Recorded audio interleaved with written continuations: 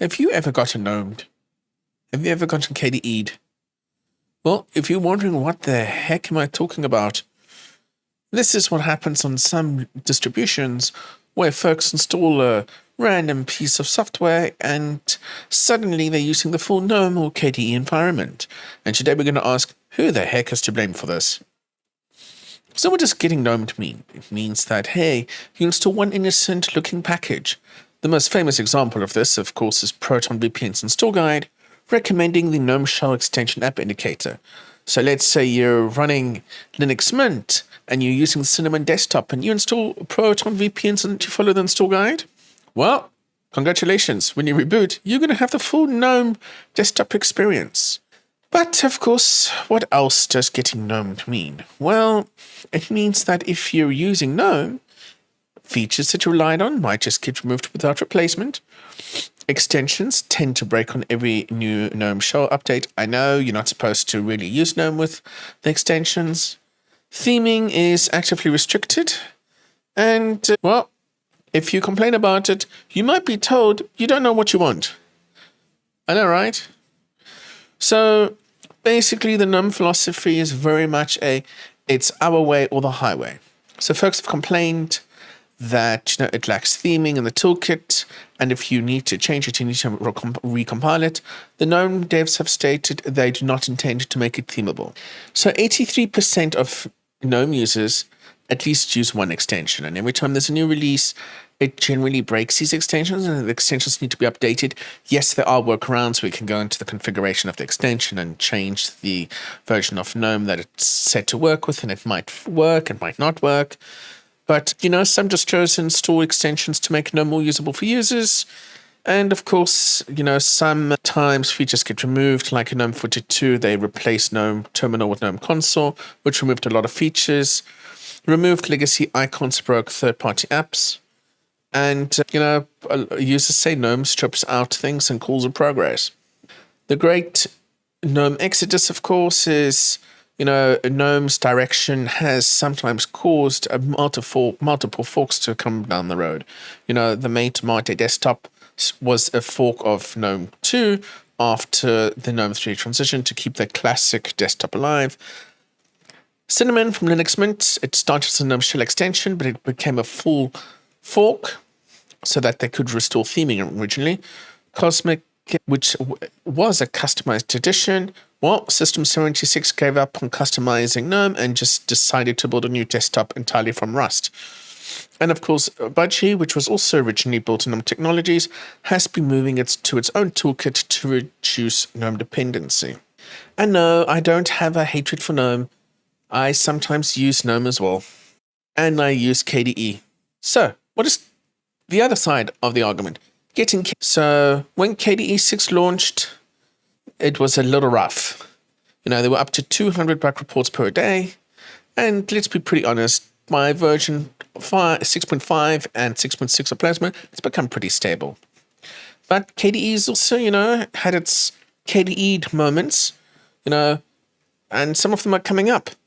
Dropping X11 and Plasma 6.8.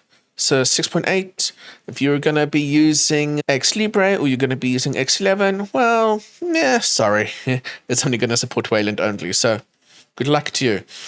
There is a growing systemd dependency, so KDE's crash handler, Dr. Kongi, has depended on systemd since the mid-2025, while KDE called it optional.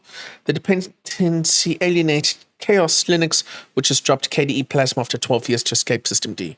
And of course, they have switched to Neri and Dinit init system. And of course, one of the future login managers as well will also be requiring a systemd. After 12 years of KDE, they were like, what? We're dropping KDE CD for desktop. This was a desktop that was originally called KDE OS and had only been KDE for its entire existence, but they're like, no, sorry, we're out. And of course, for them, it's systemd concerns, KDE being dependent on it, and they don't also want to use the systemd bootloader either. And then, of course, they're moving over to Neri. So, here comes the thing. You can have two philosophies, but the same pain. So what do I mean by this? GNOME is, we know, the best. remove features for simplicity.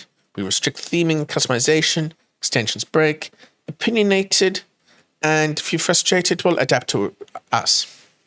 KDE, hey, here's everything, folks. We add features, sometimes it introduces bugs, and that happens in software.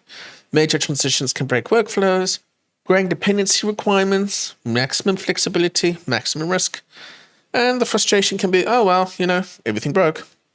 But before we blame maintainers of these projects, remember they use volunteer labor. And if we demand enterprise stability from a volunteer project, it's not going to happen. It's unrealistic. There is technical debt. Removing features like X11 isn't necessarily malice. It could just be survival. For them, maintaining legacy code, it means they have less people to work on new stuff. That's unfortunately just a reality. And you can't please everybody, right? Some folks are going to be angry. Some people are going to be happy. What can you do? And you can't stay stagnated. So sometimes painful steps to move forward can just end up really requiring progress, which will need change. But the other side is as well, are users entirely blameless? Well, it also depends on the distribution you use as well. Right, so if you need something more stable, Debian stable, OpenSUSE, Ubuntu Tumbleweed, things like Arch, Fedora Tumbleweed, a little bit more into fast-moving updates, so you at a higher risk in a shorter amount of time of getting major changes like X11 removals and all these other type of changes. And of course, before you commit to something, it's always a good idea to test something using a virtual machine or live USB. And, Linux gives you choice. Unlike Windows or macOS, you can switch your desktop, your distros, so you don't have to get stuck. At least not in the Linux world.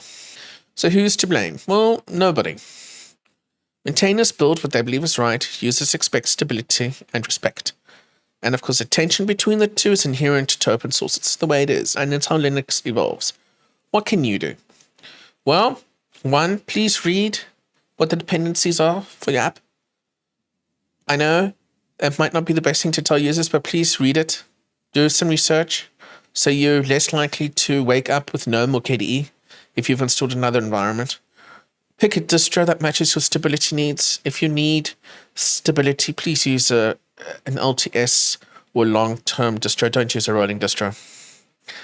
Engage constructively with upstream folks. Have a backup plan. And remember, choice is Linux's greatest strength. Use it. But key takeaways. GNOME frustrates users by removing features and restricting customization. KDE at times can frustrate users with buggy releases, but, maintainers are volunteers who may have to make trade-offs, and choosing the right distro and desktop environment is off the battle. And of course, the beauty of Linux is if you don't like the direction something's going in, you can pivot to another direction.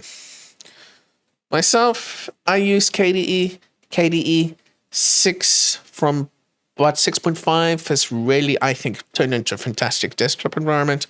I do use GNOME. I'm actually testing GNOME 50 somewhere on one of my machines. And I mean, I use GNOME with extensions. I can't use it without extensions. I'm sorry. It's just the way I am.